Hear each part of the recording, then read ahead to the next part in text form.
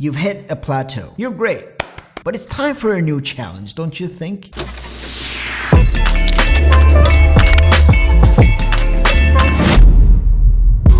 Welcome back to the channel. My name is Barry Salkis, and in this channel we talk about photography and filmmaking. It was year 2005. World's biggest video platform was launched. Yes, I'm talking about YouTube. YouTube has played a pivotal role in empowering filmmakers and transforming the landscape of indie filmmaking. Indie filmmaking refers to the production of films outside of the traditional studio system. Indie or independent films are typically created with limited budgets, often financed through private investors or personal funds. With the rise of YouTube, the indie filmmaking genre split itself. Just indie filmmakers or indie filmmakers who are on YouTube. Cinematic film-like stories was easy to produce and share. In short explanation, a basic camera that could shoot video with a fuzzy microphone supported by a Joby tripod made you a filmmaker. If you could tell a story, of course. This new genre of filmmaking on YouTube became more about artistic expression, creative freedom, and unique storytelling. And since the risk factor of making videos on YouTube was zero, there was a lot of YouTubers who made videos that were story-based and somewhat film-esque. You told your story and YouTube distributed it for you and actually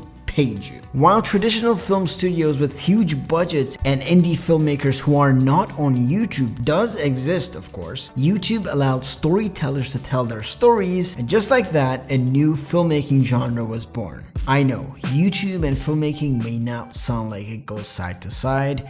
I have my opinions on that, you have yours. We can cover that on a separate video. Whether you are a YouTuber, indie filmmaker, or an aspiring director, all of these paths have something in common, and that is storytelling through moving pictures. Do you guys notice that there are so many talented and knowledgeable people over on social media? Like, there's a tutorial, there's an inspiration for whatever it is that you want to create. Forget about any old gear. You could use mostly any new camera in the market today to achieve the quality and convenience that actual film studios did not have at a certain time in history, and for a lot cheaper. This is called Moore's Law, where technology gets better and better while prices of these tools drop. So technology-wise, we're almost even. Skill-wise, we're all on different levels, but there are tools to catch up and walk you through when you're trying to do something specific. Despite how easy it is to produce and distribute your work, there are three important elements you need to work on to be a better filmmaker.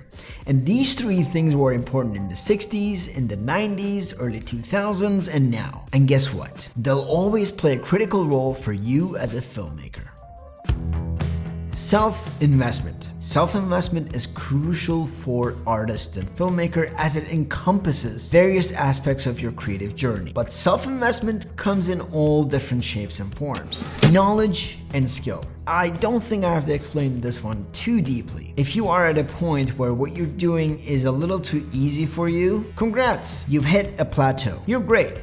But it's time for a new challenge, don't you think? If you've been color grading your videos in a certain way, and if you're finding it too easy now, and if you feel like you've been repeating yourself, maybe try some new styles.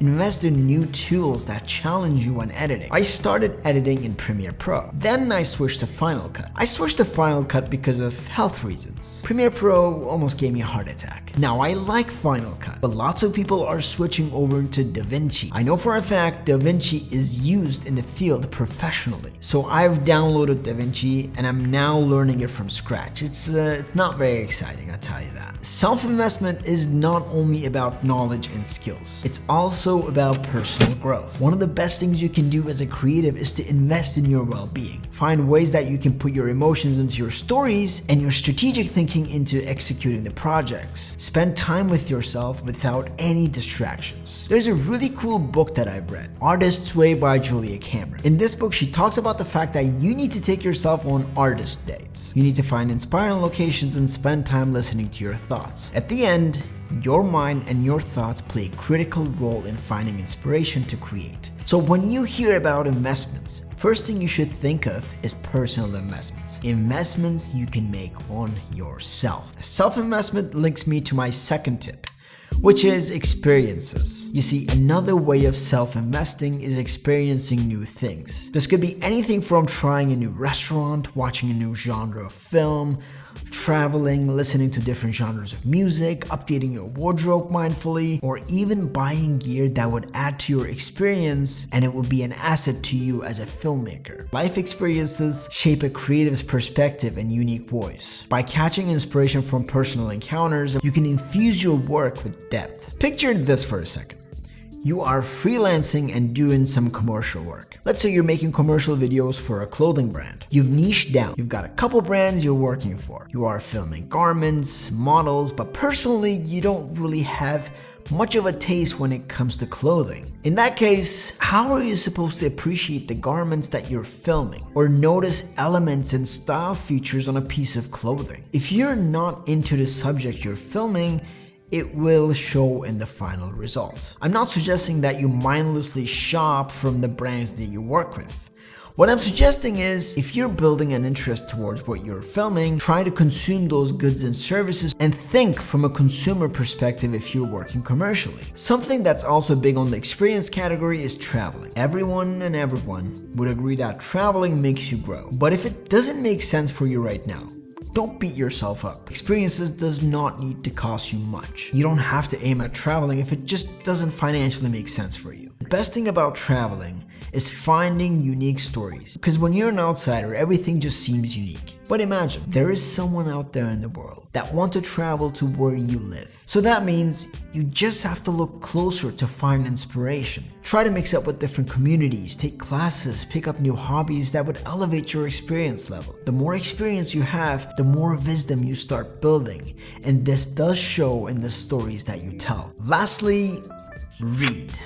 Gaining life experiences does not have to be a lot of work. It can be done right where you're sitting from. With the power of reading, you can transport yourself into different worlds, eras, and perspectives without even leaving the comfort of your space. Whether you choose to indulge in regular books or, experience with audiobooks, both avenues offer incredible opportunities for personal growth. When you engage in reading or listen to audiobooks, you immerse yourself in stories that are carefully crafted by skilled authors. Books contain the fundamental elements of storytelling, and you have the chance to analyze and really look into these techniques when you're reading books. You can learn about the art of character development, explore different narrative structures, and really understand the nuances of pacing. A well-crafted book really helps you build a stronger foundation in storytelling, and you can take these techniques into your videos, your films, whatever you are creating. To summarize this video, yes, filmmaking has become a lot easier. Social media platforms such as YouTube allowed filmmakers to create a community and distribute their own work. We have phenomenal cameras. We are almost limitless in terms of what we want to create. But technology and production is not enough to make you better than the rest. There are some things you need to work on. Self-investment is a huge one, and this can be in terms of